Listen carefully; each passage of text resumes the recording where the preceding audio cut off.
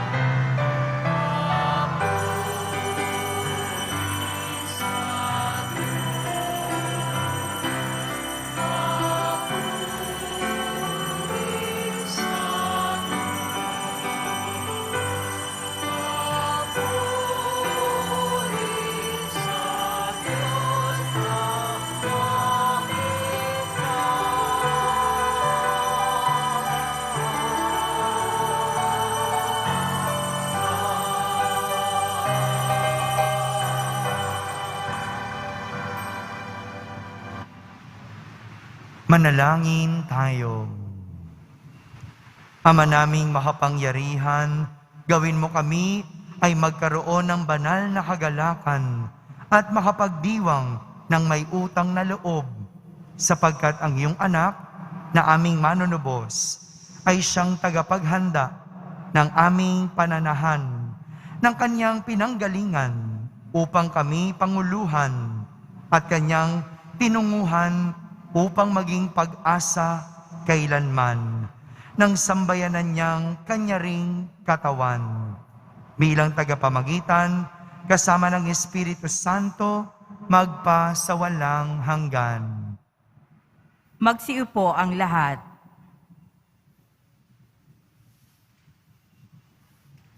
Pagbasa mula sa mga gawa ng mga apostol.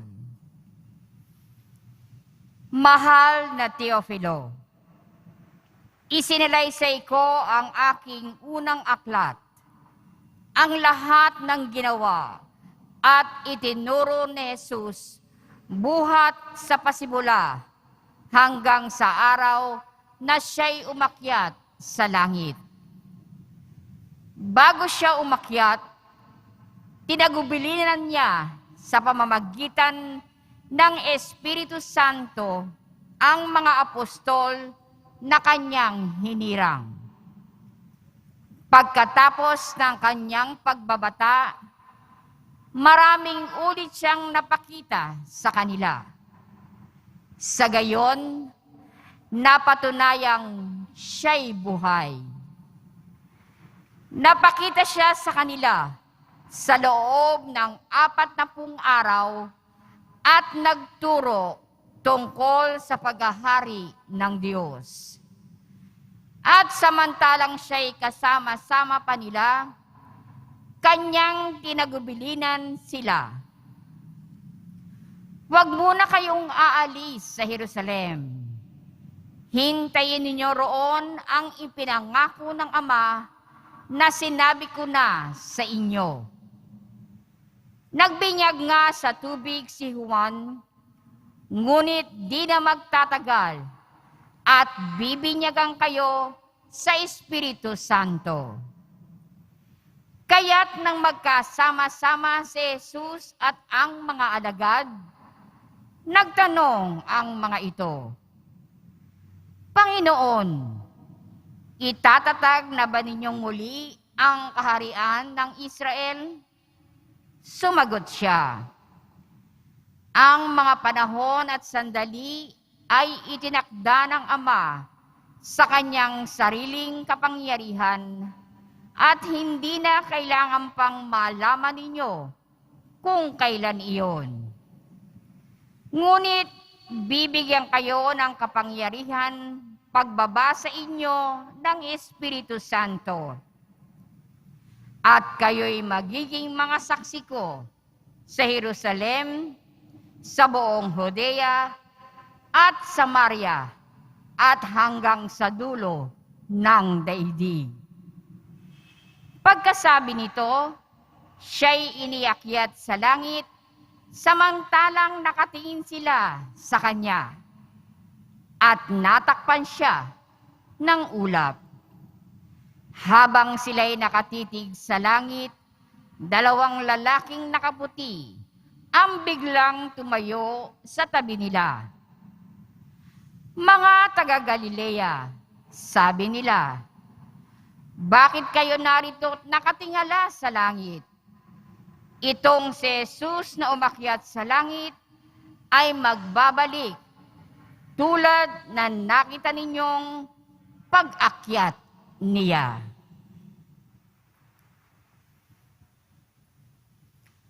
Ang salita ng Diyos. Salamat sa Diyos. Habang umaakyat ang Diyos, ang tambuli tumutunog. Habang umaakyat ang Diyos, ang tambuli tumutugtog. Magdiwang ang lahat ng mga nilikha. Pumalakpak kayong may awit at tuwa. Bilang pagpupuri sa Diyos na dakila, Ang Diyos na poon kataas-taasan ay dakilang haring dapat katakutan. Siya'y naghahari sa sangkatauhan. Habang umaakyat ang Diyos, ang tambuli tumutunog. Umakyat sa trono ang Panginoong Diyos. Hatid ng tambuling malakas ang tunog. Masayang sigawan ang ipinangsuog. Purihin ang Diyos, siya ay awitan. Awitan ang hari, siya'y papurihan. Habang umaakyat ang Diyos, ang tambuli tumutunog. Ang Diyos, siyang hari ng lahat ng bansa. Awita't purihin ng mga nilikha. Maghahari siya sa lahat ng bansa, magmula sa tronong banal at dakila. Habang umaakyat ang Diyos, ang tambuli tumutunog.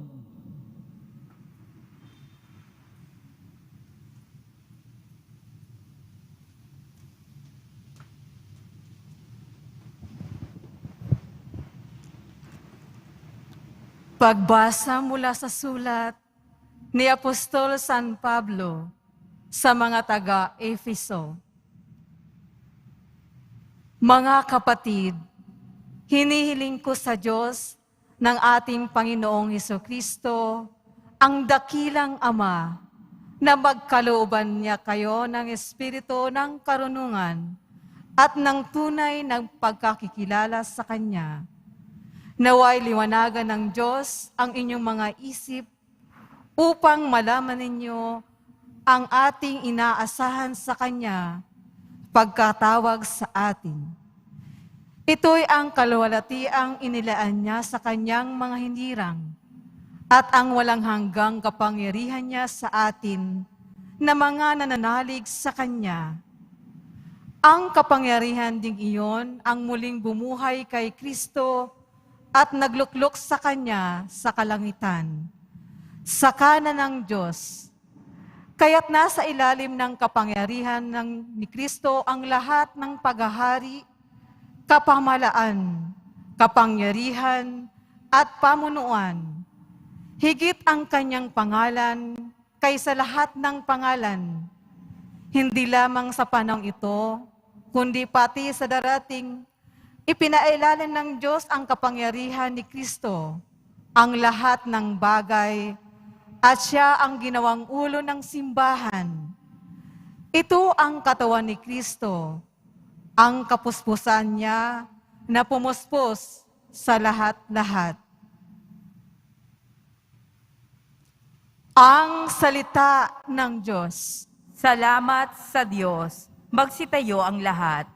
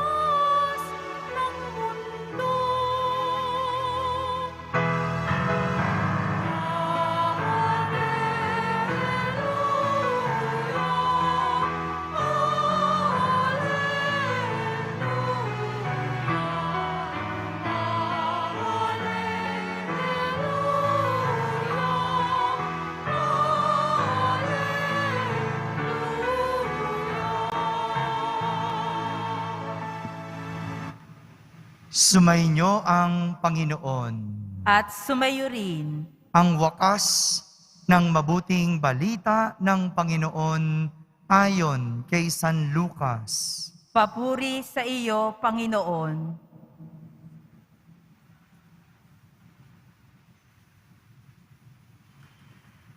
Noong panahong iyon, sinabi ni Jesus sa kanyang mga alagad, ganito ang nasusulat, kinakailangang magbata ng hirap at mamatay ang Mesiyas at muling mabuhay sa ikatlong araw. Sa kaniyang pangalan, ang pagsisisi at kapatawaran ng mga kasalanan ay dapat ipangaral sa lahat ng bansa, magmula sa Jerusalem. Kayo ang mga saksi sa mga bagay na ito. Tandaan ninyo, susuguin ko sa inyo ang ipinangako ng aking Ama. Kaya't huwag kayong aalis sa lungsod hanggang hindi kayo napagkakalooban ng kapangyarihan mula sa itaas. Pagkatapos, sila'y isinama ni Jesus sa labas ng lungsod. Pagdating sa Betania, itinaas niya ang kanyang mga kamay at pinagpala sila. Samantalang iginagawad niya ito, siya na may lumalayo paakyat sa langit. Siya'y sinamba nila. Pagkatapos, sila'y nagbalik sa Jerusalem. Taglay ang malaking kagalakan. Palagi sila sa templo at dooy nagpupuri sa Diyos. Mga kapatid, ang mabuting balita ng Panginoon. Pinupuri ka namin, Panginoong Hesukristo. Magsiupo ang lahat. Isang magandang araw po sa inyong lahat. Pakibati mo ang katabi mo ng magandang araw. Ngayong araw na ito, ipinagdiriwang natin ang kapistahan ng pag-akyat ni Jesus sa langit. Sabihin niyo po, pag-akyat sa langit. Matapos muling mabuhay ni Jesus ng 40 araw, siya ay umakyat sa langit. Kaya naman, ang pag-akyat ni Jesus sa langit ay isang katuparan, isang katapusan ng kanyang misyon dito sa lupa. Katuparan dahil noong si Jesus ay nabubuhay sa lupa, wala siyang sinayang na panahon. Ginugol niya ang kanyang buhay upang tuparin ang kanyang misyon, ang ipangaral ang salita ng Diyos. Sa kanyang pangangaral, marami siyang naranasan. Andiyaang itinaboy si Jesus, kinutya, inusig, pinagkanulo, at sa huli, pinapatay. Ngunit, hindi naman lahat malungkot, hindi lahat masalimuot ang naging karanasan ni Jesus.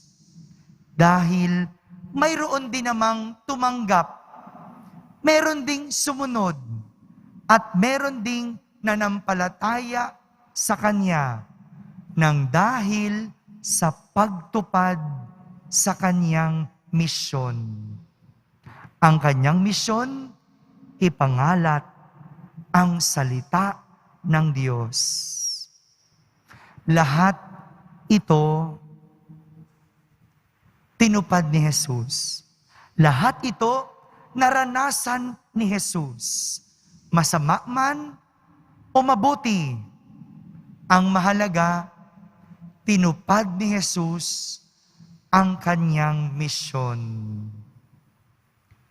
Kung gayon, ang ating misyon pala ay may kaugnayan sa pag-akyat natin sa langit. Sino po ang gustong umakyat sa langit? Taas nga ang kamay.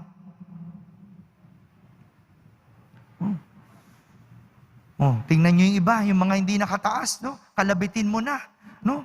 Sabihin mo, Kasi mahirap yung tinatanong tayo, hindi tayo makasagot, no? At tingin ko halos lahat tayo gustong umakyat sa langit. Pero, ang tanong, alam mo ba?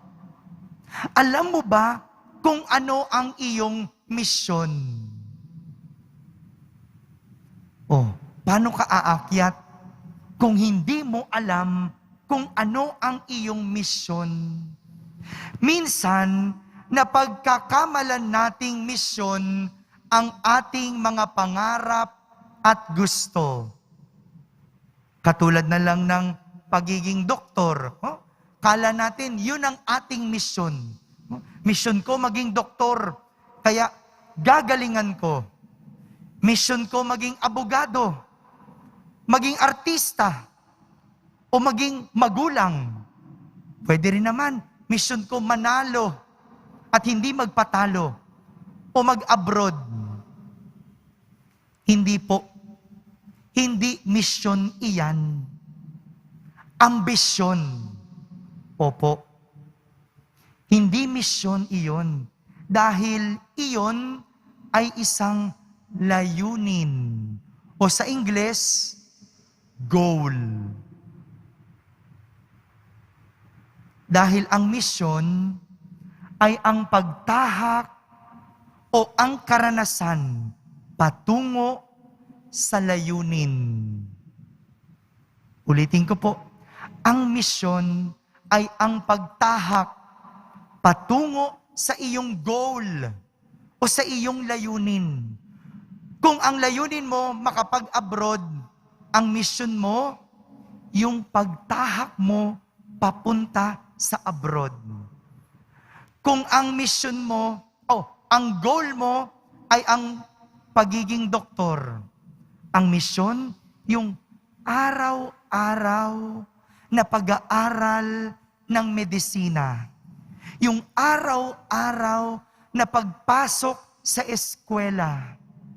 Yan ang iyong misyon. Malinaw po, ang ating layunin o goal, hindi misyon, kundi ambisyon. Minsan, parang ganito natin tignan ang langit. Isang layunin o isang goal. Lahat tayo inaambisyon na makapunta sa langit. Lahat tayo nakatingin sa langit bilang katapusan ng buhay. Parang yung mga alagad ni Jesus sa unang pagbasa, nakatingala at nakatingin sila sa langit habang umaakyat ito. Akala nila, yun na ang katapusan. Kaya nga ang tanong sa kanila, noong dalawang lalaki na nakaputi, na biglang lumitaw sa kanilang tabi, bakit kayo naririto at nakatingala sa langit? Itong si Jesus na umaakyat sa langit ay magbabalik tulad ng nakita niyong pag-akyat niya. Tila ba sinasabi sa kanila, huwag ninyong tignan ang langit. Balikan ninyo ang inyong karanasan kay Jesus at iyon ang langit. Ang langit, hindi ang nasa itaas, kundi ang karanasan ninyo kay Jesus. Dahil pag naranasan nyo si Jesus, yan ang langit. Kaya nga, sa ating ebanghelyo, habang umaakyat si Jesus sa langit, iginawad niya ang pagpapala sa kanyang mga alagad. At sila'y bumalik sa Jerusalem, taglay ang malaking kagalakan. Ito po yung tinutukoy ni Jesus na klase ng langit na nais niyang maranasan ng kanyang mga alagad. Isang malaking kagalakan dahil si Jesus ay naranasan. Meron akong kwento bilang pagtatapos. At itong kwentong ito ay tungkol sa isang wais na matanda ng isang bayan. Lahat ng mga tao pinupuntahan ang wais na matandang ito sapagkat nasa kanya ang lahat ng sagot. Pag may problema, siya ang tinatakbuhan. Kapag may katanungan, siya ang pinupuntahan. Ngunit kahit anong galing ng matandang ito magbigay ng gabay at payo, siya namang hindi magawa sa kanyang tamad na anak. Isang araw, nag-isip ang wais na matanda kung paano tuturuan sa buhay ang kanyang anak. Binigyan niya ito ng isang malaking supot na may lamang 4 na klase ng damit. Isang panlamig, isang pangtaglagas, isang pagtagsibol, at isang pangtag-init na damit. Naglagay ito ng kaunting pagkain at ng isang mapa. Inutusan niya ang kanyang anak na hanapin ang kayamanan. At kapag narating niya ito, pwede na siyang mabuhay ng kumpleto. Kaya naman, dali-daling umalis ang kanyang anak upang hanapin ang kayamanan. Ang araw ay naging linggo. Ang linggo ay naging buwan. At ang buwan ay naging taon. Sa layo ng paglalakbay, maraming dinanas ang anak sa paghahanap ng kayamanan. Andiyaang nalagay sa panganib, nahirapan, nasubok, at nasaktan. Nang matunton niya ang kinaroroonan ng kayamanan, dali-dali niya itong hinukay. Umabot sa kanyang taas ang lalim ng butas, ngunit wala siyang kayamanang natagpuan. Huminto ang anak at nagdesisyong bumalik sa ama. Inis na inis ito dahil pakiramdam niya siya ay naloko. Mabilis siyang nakabalik sa kanilang tahanan sapagkat alam na niya kung ano ang gagawin sa mga hirap na kanyang dinanas. Kumbaga, nadaanan na niya ang lahat ng hirap. Alam na niya kung paano ito pagdaanan. Kaya't pag-uwi sa kanilang tahanan, tinanong siya ng kanyang ama, "Nakita mo ba ang kayamanan?" Sumagot ang anak, "Wala namang kayamanan, pero marami akong naging karanasan. Sapat na yon para ako'y mabuhay ng kumpleto. Marami akong naging karanasan, pero sapat na yon para mabuhay ako ng kumpleto." Ngumiti ang ama at sinabi, "Minsan, akala natin ang tagumpay ng buhay ay nakikita sa katapusan. Dahil madalas, ang tagumpay ng buhay ay nasa pagtahak patungo sa katapusan. Ang katapusan ay resulta lang ng lahat ng ating karanasan at kung paano ito isinasabuhay." Mga kapatid, parang ganito rin ang langit. Ang langit, hindi lang katapusan, hindi lang ating hantungan, kundi isang pang-araw-araw na karanasan. Lahat tayo gusto marating ang langit. Ngunit hindi pa man katapusan, pwede mong gawing langit ang mundo. Dahil ang langit, isang araw-araw na karanasan, kapiling ang Diyos. Amen? Amen. Magsitayo po tayong lahat at sabay-sabay nating ipahayag ang ating pananampalataya.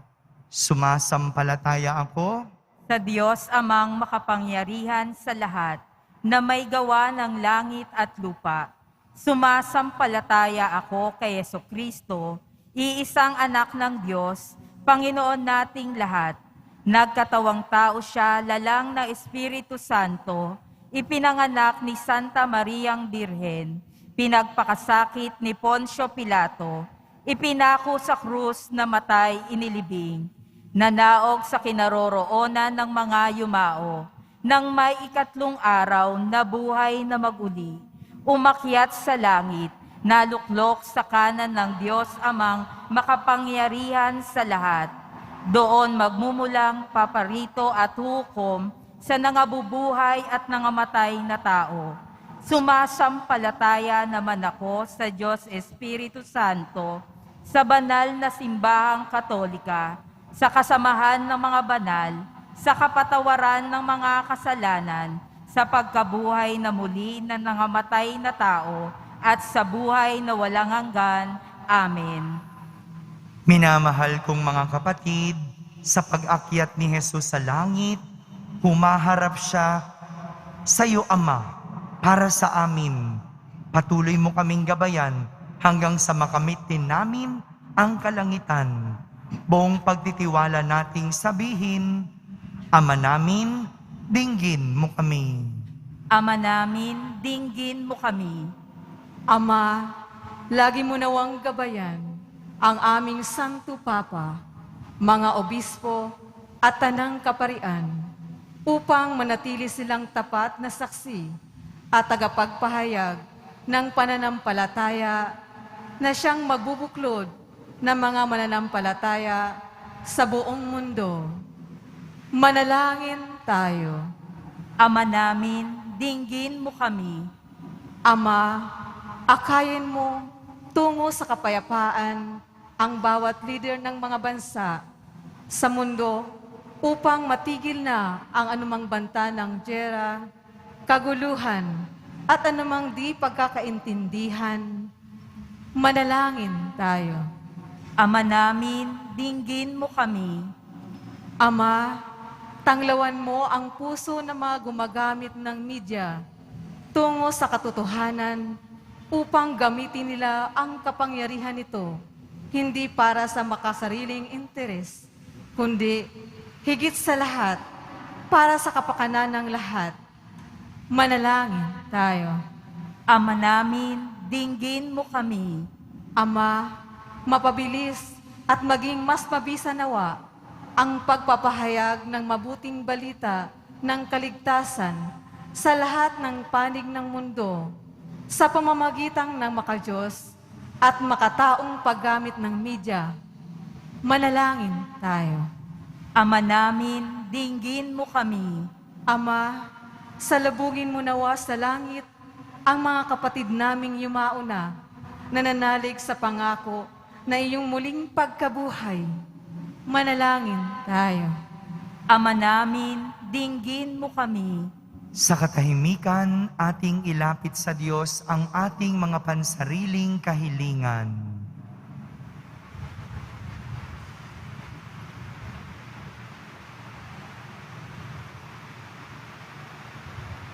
Manalangin tayo. Ama namin, dinggin mo kami. Ama, pinupuri namin ang iyong pangalan sa kapistahan ito ng pag-akyat sa langit ng iyong anak.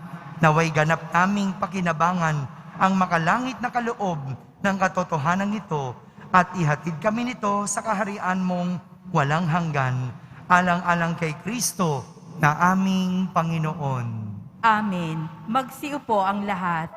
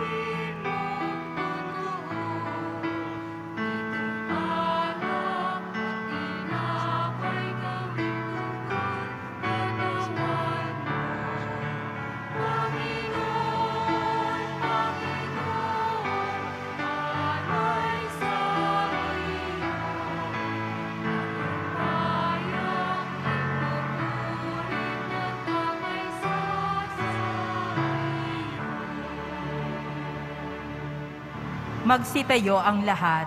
Manalangin kayo mga kapatid upang ang paghahain natin ay kalugdan ng Diyos amang makapangyarihan. Tanggapin nawa ng Panginoon itong paghahain sa iyong mga kamay, sa kapurihan niya at karangalan, sa ating kapakinabangan at sa buong sambayanan niyang banal. Ama naming lumikha, pakundangan sa pag-akyat ng anak mong mahal, ginaganap namin ang paghahain ng may kapakumbabaan at ipagkaloob mong sa ganitong pagpapalitan ng mga kaloob mo at ng aming mga alay, kami ay makasalo sa pagkabuhay at pag-akyat sa kalangitan. Sa pamamagitan ni Jesucristo, kasama ng Espiritu Santo, magpasawalang hanggan. Amen. Sumainyo ang Panginoon. At sumayo rin. Itaas sa Diyos ang inyong puso at diwa. Itinaas na namin sa Panginoon. Pasalamatan natin ang Panginoong ating Diyos. Marapat na siya ay pasalamatan. Ama naming makapangyarihan, tunay ngang marapat na ikaw ay aming pasalamatan. Kasama at kamatayan, matapos na lupigin ng anak mong si Jesus na Panginoon namin, siya ngayoy umakyat sa iyong piling bilang haring dakilang sinasamba ng mga anghel. Siya ang aming tagapamagitang nakikiusap sa iyo para sa tanan. Siya ang tagapasya sa lupa't kalangitan. Hindi niya iwinaksi ang aba naming pagkatao sa pagluklok sa kanan mo, sapagkat kami ang katawan at siya ang ulo. Ang pag-akyat niya'y katiyakang sasapit kami sa iyo. Kaya kaysa ng mga anghel na nagsisiawit ng papuri sa iyo nang walang humpay sa kalangitan, kami nagbubunyi sa iyong kadakilaan. Santo, Santo, Santo, Panginoong Diyos ng mga hukbo, napupuno ang langit at lupa ng kadakilaan mo, o sana sa kaitaasan, pinagpala ang naparirito sa ngalan ng Panginoon, o sana sa kaitaasan, magsiluhod ang lahat. Ama naming banal, ikaw ang bukal ng tanang kabanalan. Kaya't sa pamagitan ng iyong Espiritu ay gawin mong banal ang mga kaloob na ito upang para sa amin ay maging katawan at dugo ng aming Panginoong Hesukristo. Bago niya, pinagtiis ang kusang loob na maging handog, hinawakan niyang tinapay, pinasalamatan kanya, pinaghati-hati niya iyon, hiniyabot sa kanyang mga lagad, at sinabi, tanggapin ninyong lahat ito at kanin. Ito ang aking katawan na inihahandog para sa inyo.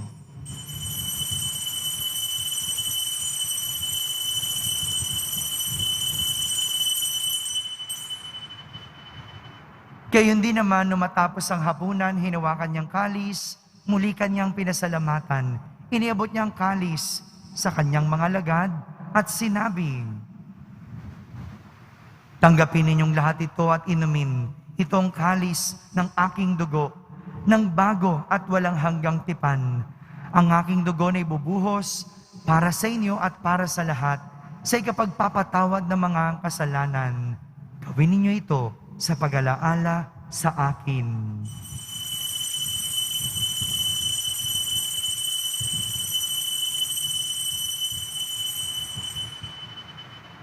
Magsitayo ang lahat. Ipagbunyi natin ang misteryo ng pananampalataya. Si Kristo'y namatay, si Kristo'y nabuhay, si Kristo'y babalik sa wakas ng panahon. Ama, ginagawa namin ngayon ang pag-alaala sa pagkamatay at muling pagkabuhay ng iyong anak. Kaya't inaalay namin sa iyo ang tinapay na nagbibigay buhay at ang kalis na nagkakaloob ng kaligtasan. Kami nagpapasalamat dahil kami iyong minarapat na tumayo sa harap mo para maglingkod sa iyo. Isinasamo namin kaming magsasalo-salo sa katawan at dugo ni Kristo ay mabuklod sa pagkakaisa sa pamamagitan ng Espiritu Santo. Ama, lingapin mo ang iyong simbahang laganap sa buong daigdig. Puspusin mo kami sa pag-ibig kaysa ni Francisco na aming Papa, ni Jose na aming obispo at ng Tanang Kaparian. Alalahanin mo rin ang mga kapatid naming nahimlay na may pag-asang sila'y muling mabubuhay. Gayon din ang lahat ng mga pumanaw. Kaawan mo sila at patuloyin sa iyong kaliwanagan. Kaawan mo at pagindapating kaming lahat na makasalo sa iyong buhay na walang wakas. Kaysa na mahal na Birheng Maria na ina ng Diyos, ng kabiyak ng puso niyang si San Jose, kaysa ng mga apostol at ng lahat ng mga banal na namuhay dito sa daigdig ng kalugod-lugod sa iyo. May pagdiwang nawa namin ang pagpupuri sa kararangal mo sa pamamagitan ng iyong anak na aming Panginoong Hesukristo. Sa pamamagitan ni Kristo, kasama niya at sa Kanya, ang lahat ng parangal at papuri ay sa iyo, Diyos Amang makapangyarihan, kasama ng Espiritu Santo, magpa sa walang hanggan. Amen. Sa tagubilin ng mga nakahagaling na utos at turo ni Jesus na Panginoon natin at Diyos, ipahayag natin ng lakas loob. Ama namin, sumasalangit ka, Sambahin ang ngalan mo, mapasa amin ang kaharian mo, sundin ang loob mo dito sa lupa para nang sa langit. Bigyan mo kami ngayon ng aming kakanin sa araw-araw at patawarin mo kami sa aming mga sala para nang pagpapatawad namin sa nagkakasala sa amin at huwag mo kaming ipaintulot sa tukso at iadya mo kami sa lahat ng masama. hinihiling namin kami iadya sa lahat ng masama, pagkalooban ng kapayapaan araw-araw, iligtas sa kasalanan at ilayo sa lahat ng kapahamakan, samantalang aming pinananabikan ang dakilang araw ng pagpapahayag ng tagapagligtas naming si Hesukristo. Sapagkat iyo ang kaharian at ang kapangyarihan at ang kapurihan magpakailanman. Amen. Panginoong Hesukristo, sinabi mo sa iyong mga apostol, kapayapaan ang iniiwan ko sa inyo. Ang aking kapayapaan ang ibinibigay ko sa inyo. Tunghayan mo ang aming pananampalataya at huwag ang aming pagkakasala. Pagkalooban mo kami ng kapayapaan at pagkakaisa ayon sa iyong kalooban, kasama ng Espiritu Santo, magpa sa walang hanggan. Amen. Ang kapayapaan ng Panginoon ay laging sumainyo. At sumayo rin. Magbigayin kayo ng kapayapaan sa isa't isa. Kapayapaan po para sa lahat. Kordero ng Diyos na nag-aalis ng mga kasalanan ng sanlibutan, maawa ka sa amin. Kordero ng Diyos na nag-aalis ng mga kasalanan ng sanlibutan, maawa ka sa amin. Kordero ng Diyos na nag-aalis ng mga kasalanan ng sanlibutan, ipagkaloob mo sa amin ang kapayapaan. Magsiluhod ang lahat. Ito ang kordero ng Diyos. Itong nag-aalis ng mga kasalanan ng sanlibutan. Mapalad ang mga inaanayahan sa kaniyang piging. Panginoon, hindi ako karapat-dapat na magpatuloy sa iyo. ngunit sa isang salita mo lamang ay gagaling na ako. Ang katawan ni Kristo. Amen.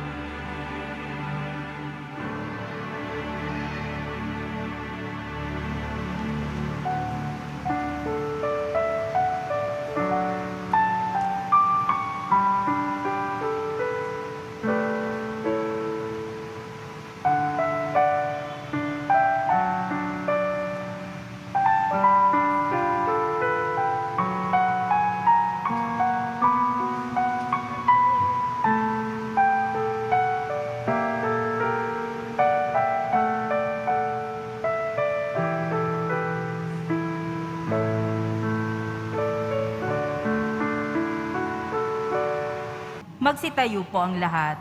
Manalangin tayo. Ama naming mapagmahal, pinagkalooban mo kami ng pagkakataon na akuin sa lupa ang ginagawa mo at nilalayon. Gawin mong ang loobin namin ay matuon sa iyong pinagluluklukan sa anak mo ngayon upang kaparis naming tao sa piling mo, siya'y namamagitan kasama ng Espiritu Santo magpa sa walang hanggan. Amen. Sumainyo ang Panginoon. At sumayo rin. Pagbabasbas ng Poong Yesus Nazareno. Mahal na Poong Yesus Nazareno, inihayag mo sa pamamagitan ng krus ang walang maliw na pag-ibig ng Diyos sa sangkatauhan. Pakinggan mo ang kahilingan ng iyong angkan na nagsusumamo sa iyo. Makamtanawan nila ang inyong katugunan at agapin ang kasagutan na may utang na loob na tinatanaw. Basbasan din po ninyo ang lahat na may karamdaman, nahihirapan, may mga dalang imahen at dasalan. Sa pamamagitan ng bendisyon na ito, naway maalala nila ang mga pangako nila noon sa binyag na ikaw ang kanilang iibigin at paglilingkuran bilang Panginoon, magpa sa walang hanggan. Amen. At pagpalain kayo ng makapangyarihang Diyos, Ama, Anak, at Espiritu Santo. Amen. Tapos na po ang ating pagdiriwang, humaiking taglay ang pag-ibig at kapayapaan ng Poong Yesus Nazareno. Salamat sa Diyos.